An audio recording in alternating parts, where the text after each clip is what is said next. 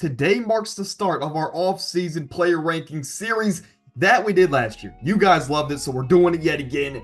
We're going to go through every single position, give you my top 10, and eventually cap off this stretch with our top 50 players in the NBA going into next season. Today we're starting with the point guards.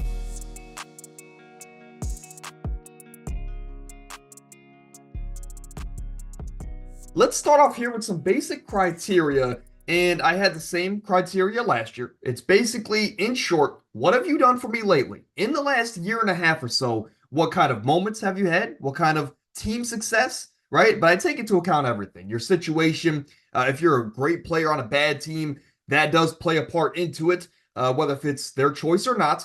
Your availability. So, for example, a guy like Kawhi Leonard, we'll talk about in 2 weeks, but he fell down the board just a little bit because he's not as available as other players, as other elite players at that position. So again, keep that in mind. But what have you done for me lately? What kind of moments have you had? What kind of team success have you had? Basically everything. Now, also, I will say the positions for each player were based on projected lineups going into next NBA season. These were, of course, in my projections. So if you have any questions, why is he here and not there at a certain position, let me know in the comments. I'll let you know what kind of I mapped out in my head. But let's start with the point guards here. Getting into some honorable mentions. These are guys that, are either aging veterans or just some guys that I think are decent players and they deserve at least some flowers here to start off these kinds of lists. Jalen Suggs, great two-way player. He's going to be the lead guard for Orlando next season, even though he won't bring the ball up and run the offense because that will be Franz and Paolo Banchero. But again, great two-way guard there for Orlando. D'Angelo Russell, of course, still a good guard, even though he finished the season on a rather bad note, let's just say. Chris Paul, I just want to throw him on there because this might be the last opportunity I get to have Chris Paul on an honorable mentions list. Emmanuel quickly got paid, should take a step up. And Josh Giddey, he's looked good in FIBA basketball so far. So maybe the Bulls didn't make a mistake trading Caruso for a guy like Josh Giddey. Excited to see what he can do with the Bulls. For the next group, these are all guys that have a great argument to be on the list. And depending on who you ask, because of whatever fandom they have, these guys could be top 10 point guards. And honestly, if you had one of these guys, I'm not going to fight you too hard. But Darius Garland, as a Cavs fan, he did not come close to making the list after how he ended the season. But after that, Cade Cunningham, LaMelo Ball, great young point guards. They just need to be healthy. And I see no reason why they can't be on this list as soon as next season. Van Fleet and Mike Conley, two veteran guards on playoff level teams. They play a big role that shouldn't go unnoticed. Moving over to the top honorable mentions. DeJounte Murray, of course, now in New Orleans Pelican. I think it makes more sense for him to run the one next year in New Orleans, and this is one of those scenarios. This is a guy that's always kind of been a two guard, or at least after he left San Antonio, he's been a two guard. But I think he's a better facilitator than a guy like Jose Alvarado or CJ McCollum. So DeJounte can run the one, facilitate the offense, and of course that gives him a lot of defense in the backcourt. Jrue Holiday, I'll be honest, he might be number 11 on my list if he's not on the list. But let me be clear too. These are guys that can all be on the list, and I'm not going to fight you too hard. Bradley Beal, tremendous player, a guy that had to take a step back last season, adjusting to playing with two other all-NBA level players in Devin Booker and Kevin Durant. But he took a step back, and he was inconsistent throughout the season, so that's why he just fell outside of the top 10. But moving over to the guys that have fell out of my list. These are not necessarily my 11 and 12, but these are guys that were on the list last year, and they fell out. Jamal Murray might be the biggest name that jumps off the board, and that's because, for one, he wasn't healthy this past season, and I know that's not his fault, but when he was healthy, he wasn't the Jamal Murray that we saw 2 years ago. This is a guy that was very inconsistent. He was not the greatest this season, and his biggest moments were hitting the 2-game winners in the playoffs. But outside of those 2-game winners, he didn't do much. In one of those games where he had the game winner, he was struggling up until that point. Jamal Murray's still a great player. I don't want that to go, I don't want that to be mistaken, right? My words. But Jamal Murray just not a top 10 point guard in my eyes. I think, if anything, I might put Jrue Holiday above him just because of that defensive ability. But to each their own. Of course, preference also comes into it. James Harden is another guy that I think is finally not going to be a top 10 player in his position anymore going forward. This is a guy that will still give you 20 to 25 and 6 to 10 assists a night. He's still going to be a really good player for the Clippers. I just think that the point guard position is the most stacked position in the NBA today. And it's very hard to justify that James Harden is still at that top 10 level. But let's get into it. At number 10, the 23-year-old rising star, Tyrese Maxey. Of course, he debuts on this list. Last year technically was a shooting guard because I based it off of the year prior when James Harden was in Philly. Tyrese Maxey is, of course, a point guard now. He's going to be with all this wing depth, and of course, they bring in Paul George, who can run the 2 or 3. Kelly Oubre, same thing. Caleb Martin as well.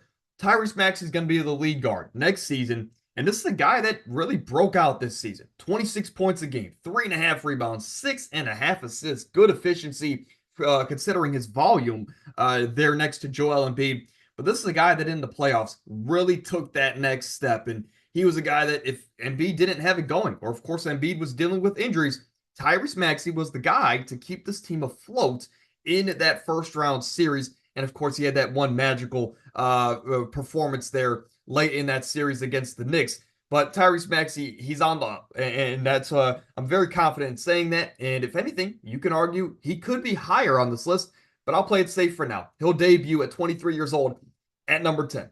At number 9, Trae Young.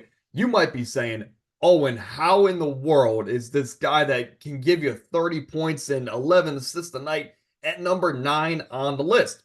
Well, if you looked at the criteria, I do take team success into account. And I understand that Trae Young has not, he's either dealt with injuries or the rest of the team has kind of been, they've kind of had a lot of turmoil around him, let's just say. It seems like it's not a very good culture there in Atlanta. But Trae Young is the leader of that team. He sets the tone, and he has had rosters built around him. And outside of that one playoff run early in his career, he hasn't gotten his team past the play-in. And that to me is, of course, not a great sign. So to me, it comes down to the fact that he's not a great defender. You can't really play him two ways, right? And it also comes down to the fact that as a lead guard, you've had teams built around you, and you haven't made it to where you should be making it, at least to like the second or third round in the playoffs. So it just comes to the overall team success factor. And this is a guy that also doesn't have the greatest individual performances when it comes down to those must-win games. But Trae Young's still giving you 26 and 11. Let me be clear. He's still an all NBA level guard because of how great he is offensively. But at the end of the day, again, it just comes down to the two-way factor. And of course, the fact that he can't win at the highest level. At least he hasn't shown that in a couple years. But this is a guy that if he has one bounce back season, can easily be back in the top 5. De'Aaron Fox at number 8. Swiper. This is a guy that is giving you 26.5, 4.5, 5.5. 2 steals a game, great efficiency. He does everything. And he's going to be the lead guard for one of the most interesting teams going into next season. Of course, this is a team that added Debo. Of course, Keon Ellis took a step up. Sabonis, to me, might be a top 20 NBA player. De'Aaron Fox just needs to be himself next season, and I think this Kings team might be able to shock some people, maybe win a playoff series or two, and make a magical run happen. But De'Aaron Fox, again, such a special shot creator and facilitator, and he's not the level facilitator as a guy like Trae Young, but De'Aaron Fox, to me, gives you that intensity on the defensive side of the ball. He also gives you leadership. He also is leading his team, which, I guess outside of Sabonis and Keegan Murray, doesn't have the greatest pieces last year. He still led them to the play-in. Of course, throughout the season, they were a playoff team for the majority of it until the second half of the year. But De'Aaron Fox has just been a better leader than Trae Young, and that's kind of why he goes up here just one spot above. And last year, he was at number 8. This year, he remains at number 8 as well. Now, this is the biggest question of the video, so let me know what you think in the comment section. But at 6A and 6B, I have a tie here, and I think Tyrese Halliburton in my top 50, my pre-top 50, is going to be ranked higher than this 6A player by a couple spots, let's just say. But it's just something mentally where maybe I just can't move on. But Tyrese Halliburton, look, I predicted his breakout last season. A guy that at 24 years old last year was in my top 30 because I saw the potential. I believed in Tyrese Halliburton. I've been on this bandwagon since he got traded to Indiana. But he's only, if you just strictly look at his stats, you're saying he's giving you 20 and 11, sure, but it's not, those numbers don't pop off the page like De'Aaron Fox or Trae Young even. But Tyrese Halliburton, of course, led the league in assists, if I'm not mistaken. He's given you great efficiency. And what really puts him here, and this is why I'm saying he could be higher, it's because of that playoff run. That dude was a different player in the postseason after the first game or so when he kind of struggled. This is a guy that was constantly their leading scorer, and he was pretty much doing everything for them on those nights where Pascal maybe wasn't hitting every shot or couldn't get it going. Tyrese Halliburton was the constant heartbeat for this offense, and this team made it all the way to the Eastern Conference Finals. I don't want that to go overlooked. So Tyrese Halliburton, great player. He's only going to get better, especially now that he's overseas in Team USA. We know players always come out and play better that next season when they're surrounded by all those, frankly, all-time great NBA players. So Tyrese Halliburton, I'm excited to see what he could do next season. But 6A, I'm kind of stuck here. And let me know. Maybe I'm just stuck in the past. But I have him tied here with Damian Lillard. And if I had to give the edge to someone, it would be Tyrese Halliburton based on the last year and a half or so. But Damian Lillard at 6A. This is a guy that, last year had to deal with the Paul George effect. And let me explain the Paul George effect, where there were so many years in Los Angeles for the Clippers that when Kawhi Leonard went down, Paul George was asked to carry a team in the Clippers that wasn't necessarily built around him, but he was expected to carry them far into the playoffs and to meet their expectations. But they never, of course, got there because the team wasn't necessarily built around him and Kawhi Leonard was hurt. Last year, we saw that with Damian Lillard. Not only was there a lot of confusion with the coaching adjustments there from Adrian Griffin to Doc Rivers, but Damian Lillard going into that last couple months of the season, the last month of the season, and then the playoff stretch with a team that didn't have a lot of depth and wasn't built around him, it was built around Giannis. You kind of have to expect those struggles to happen. And Damian Lillard still came out in the first half of those playoff games and was dropping 30 in that first round series. Now, of course, they didn't win the series. He didn't have a lot of success on his own, but again, Chris Middleton was banged up. Bobby Portis got ejected the one game. The team wasn't built around Damian Lillard to succeed like he was in Portland. So I do take that into account. Now, I understand that Tyrese Halliburton led his team farther, but the team was built around Tyrese Halliburton. Damian Lillard, again, still is an elite scorer, still is an elite leader, a guy that's still giving you 24 and a half and 7 in a secondary role to Giannis Antetokounmpo, still giving you good efficiency. Damian Lillard at 34, maybe he's just a flash in the pan at this point, but Damian Lillard, I'm going to say, is still a top 6 or 7 point guard here in the NBA. That just seems incredibly low just because of one adjustment season there with Giannis Antetokounmpo, but let me know in the comments. One guy I will not apologize here for is Ja Morant, and I was never a Ja Morant lover, like lover's the entirely the wrong word. Fanboy, let's just say that. I was never a Ja Morant truther when it came to him coming out of college, of course, and bursting onto the scene. I was kind of just middle of the ground with him. He's okay. He's on his way to be a superstar point guard, but I was never a true fanboy or a hater of Ja Morant. But over this last year, with everything that happened off the court for Ja Morant, and then when he came back and he electrified, of course, they won a lot of games this past season when he came back from suspension, but then he got hurt again. And then the hate continued to happen. There's been so much hate, and I guess Ja Morant has now become, underrated in my eyes. I think this is a guy that, with the breakouts, especially from guys above him on this list, this is a guy that's become underrated. And Ja Morant is still a guy that's giving you 25, 5.5, and 8 after missing the first couple months of the season, by the way. This is in just an 8 to 10 game sample stretch where he just came back to the court. He's given you great numbers outside of the three-point line. But again, small sample size. Ja Morant at 24 years old, I think this Memphis Grizzlies team is not only going to be scary next season, I think they can compete for a title. And it starts with this man. Ja Morant, again, I'm starting to become a fan of him because of how much hate he's getting.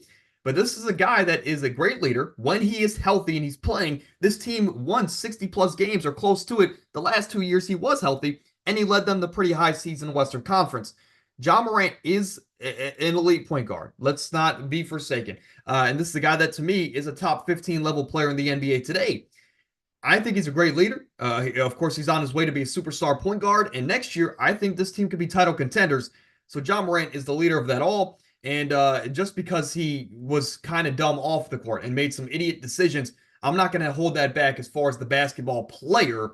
So Ja Morant, to me, is still a top 5 guy. And I wouldn't be shocked if he moves up as far as 3 or 2 on this list after next season. Again, as crazy as that might sound, but Ja Morant's that special of a player. Please, let's not forget, even though I'm a Cavs fan, I have no relation to the Grizzlies at all. Jalen Brunson at number 4, and talk about a breakout season. This is a guy that 2 years ago had a good season, led his team to the second round of the playoffs, but got hurt, in that Miami Heat series, and they eventually fell short to the 8 seed Miami Heat. But coming into this year, he had a chip on his shoulder. And of course, once Julius Randle went down with an injury, we saw a superstar being born there in the Big Apple in Jalen Brunson, a guy that this season gave you 29, 3.5, 6.5 on good efficiency, almost a 50, 40, 90 guy in Jalen Brunson. He was leading this team, even as an undersized guard, far into the playoffs as well. Jalen Brunson has, he's the leader of this power friendship level team. And if you want to talk about title contenders next season, outside of Boston, who is the biggest threat to the Celtics next season in the East? Or you can argue in the NBA, I think it's the New York Knicks. Of course, led by Jalen Brunson, a guy that next year might even take a step up and give you 30 and 8 a night, right? That's definitely possible. But even if he goes into next year averaging the same stats, he might have a bigger impact on the game now that they brought in a guy like Mikal Bridges, which we'll talk about on next week's video. But Jalen Brunson, of course, a superstar was born last season, and I want to acknowledge that by not only him debuting on my point guards list, but he jumps all the way up into the top 4, and he's only entering his prime, ladies and gentlemen. So the best of Brunson is yet to come, but kind of crazy. I didn't see this kind of potential when he was over there in Dallas, and I'm usually on top of those things, but I didn't see this level of superstar from a guy that was kind of a secondary or third star there in Dallas when they were running with Luka. But getting into the top 3, let me tell you something. The point guard position is so stacked that Ja Morant is a superstar level point guard, is in the top 5. He's at number 5. A superstar level point guard in Jalen Brunson doesn't even crack the top 3. Because this top 3 is so stacked, and we have basically the runner-up MVP from last season in Shai Gilgeous-Alexander, he isn't even in the top 2. Now, you can make that argument. I'm not going to entertain it. Maybe it's nostalgia, maybe whatever it is. Shai Gilgeous-Alexander is a tremendous player, and he led last season the youngest team in the NBA to the number 1 seed in the tough Western Conference, one of the toughest Western Conferences we've seen in a very long time. And he was giving you 35.5 and 6 with great defense. You can't say enough about Shai Gilgeous-Alexander, even at just 26 years old. This is a guy that is a top 10 player in the NBA today. You can argue he's as high as top 7 or top 8. Shai Gilgeous-Alexander is so special. And of course, there was really, you can argue, or you could say that he's a foul merchant, right? This is the guy that gets a lot of his points from the free throw line. But, my rebuttal to that as a Cavs fan is, I don't have any players on my team that do that, but I would love for Evan Mobley to foul bait. I would love for Donovan Mitchell to do it more. I would love for those guys to get the majority of their points from the free throw line, because those are ultimately free points. And those are some of the easiest shots you're going to get as a superstar player. And for Shai Gilgeous to manipulate the defenses the way that he does, whether if it's with the ball or without the ball, is special to watch. And to me, again, at 26 years old, he's only going to get better. And I think he will be number 2 on this list by the end of next season. Maybe he already is. But of course, let me know in the comments. But Shai at number 3. And number 2, this is the first time I think in a decade that we can say this, but Steph Curry is not the best point guard in the NBA anymore. Wardell Stephen Curry still giving you 26.5, 4.5, 5 assists, but at 36 years old, He's still doing all he can for that Golden State Warriors team that, by the way, no longer is super deep and super talented around them. They have a lot of pieces, and they've done a better job this year. Well, I'll say this. They have a better roster going into next year than they did this past year. Even though they lost Klay Thompson, this is a way better Warriors team around Steph going into next season. But even with that said, Steph Curry's only going to be able to lead this team to, let's say, getting out of the play-in. I can't see this team winning a first-round series because it's Steph Curry and nobody else. We need Jonathan Kuminga to take a step up. We need Draymond to finally develop a jumper, even though he's 35 years old. We need Andrew Wiggins to play like he did in that finals run. At the end of the day, Steph Curry is the greatest shooter of all time. He will always be until we see someone down the line, right? But Steph Curry is such an amazing player. He might be a top 10 player in NBA history, as crazy as that might sound. But for him at 36 years old to still carry a franchise like he did last season is special. And I think he's going to do it yet again next year. But the nostalgia factor in me wants to see this dude compete. I'm not going to say win, but at least compete for another title and to make at least somewhat of a decent run in next year's playoffs. But it's very unlikely that that's going to happen. But he's number two. Number one is Luka Doncic. We all saw it coming. 34 points a game, basically averaging a 34-point triple-double. Again, throughout an 82-game season, Luka at 25 years old is on the trajectory to being an all-time great, arguably a top 10, top 15 player of all time. This is a guy that has been the underdog in every single playoff series of his career. He has faced a top 10 defense in every single playoff series of his career except for one, and he has had a great playoff record. He has had so many playoff moments that we walk away saying he might be one of the greatest playoff performers ever. This is a guy that is, if I'm not mistaken, he's either number one or number two as far as playoff points per game in his young career. He's either over Michael Jordan at this point or he's right below Michael Jordan. That just goes to show you that Luka Doncic is such a phenomenon out of Slovenia and, of course, leading this Dallas Mavericks team to the finals last season. And they were seen as a long shot to get out of the first round or even the second round. But they knock off the Clippers. They knock off the number one seed in the Oklahoma City Thunder. By the way, the second number one seed that Luka has knocked off in his career in his playoff journey so far. And then he goes on to take down the talented Minnesota Timberwolves, which most people had as the favorites in that series. Luka, the best is yet to come, as crazy as that might sound. But at 25, ideally, players don't enter their prime for another year or two. So the best is yet to come. And if the best is yet to come, I can't imagine what kind of player we're going to get from Luka Doncic, especially if he starts to develop on the defensive side of the ball. But let's get into a quick recap here. Of course, you see the top five on the left, 6 through 10 in the middle of your screen. And then some honorable mentions, the top 5 honorable mentions on the right side. Of course, my face cam is blocking it, but behind my face cam is Jamal Murray and and of course, James Harden. But Bradley Beal, Jrue Holiday, DeJounte Murray round out the honorable mentions. What I want to add to the series this year is something that I didn't do last year, but I wish I did because I would have predicted certain breakouts along the way. I want to look at this position, and I want to say, going into next year, based on the projected lineups, who's one guy that can break out and lead his team far, or exceeding expectations, and they can, enter this list next year based on, of course, their play and, of course, team success as well. To me, if I have to predict one player out of all these great point guards that we have in the league today, one player that wasn't on the top 10, but I think that could sneak in, is the former number one overall pick, Cade Cunningham. Cade Cunningham, of course, is leading a team now coached by JB Bickerstaff, who to me is a great coach for this team that needs to develop around Cade Cunningham.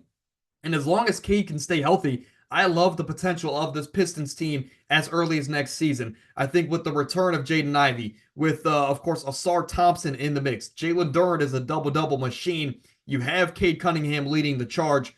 This is a team, to me, that could potentially make a play-in push next season. As crazy as that might sound, but Cade Cunningham is the leader of it all. And if this team can go from winning 18 games to making the play-in, he's going to be one of the biggest risers on this list. He might even crack the list, right? But that's my prediction for next season. We'll come back in a year and see exactly how well that panned out. he might get injured and we might never see that even develop. But Russell Westbrook, of course, this happened a couple days ago, but I haven't been able to talk to you guys about it. He was traded again.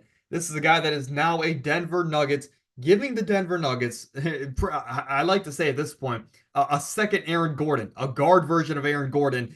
I think in an offense like this with Jokic running it, Russell Westbrook's going to be sitting in the dunker spot in the short corner, just like Aaron Gordon. It's going to give this offense a funny look, and I could just already see it. I could see Russell Westbrook hitting those backdoor cuts and getting those lobs from Nikola Jokic. It's going to be a lot of fun to watch. Now, the question is Russell Westbrook going to start? Is he going to start and have Jamal Murray at the 2? Or is Christian Braun going to start, and is Russ going to command the second unit?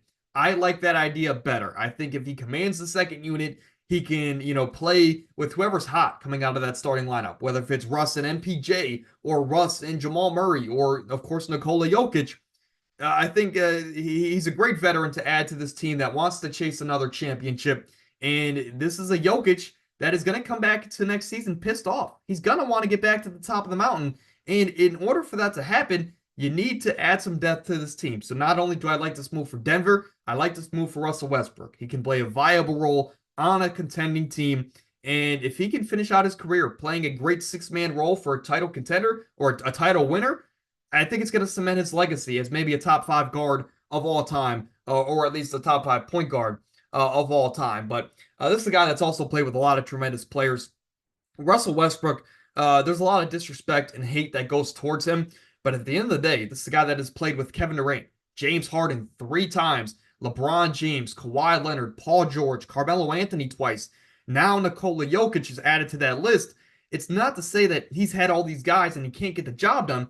That goes to show that these GMs see the talent that Russell Westbrook is, and they say, we want that facilitator in energy and defense next to our star guys. So, again, Hall of Fame level player. I think he gets far too much disrespect, and that's coming from someone who's never really been the biggest fan of Russell Westbrook, but he gets way too disrespected. On this day in NBA history, we'll wrap up the show with this, as I like to do this from time to time. Look throughout NBA history on the date that you're watching this, or the date at least that it's released, on July 23rd. I got a memory on my phone this morning, and that was, of course, the NBA bubble started their scrimmages back on July 23rd. Of course, there was a hiatus because of the COVID-19 breakout. Probably can't say that here, so I'll have to cut that out. But there was a certain breakout, let's just say, that caused the season to end there in March. But they picked the season back up in July, of course, in a bubble now in Disney. And the first ever game was between the Clippers and the Orlando Magic. So, of course, a little bit of something to leave the podcast with here today.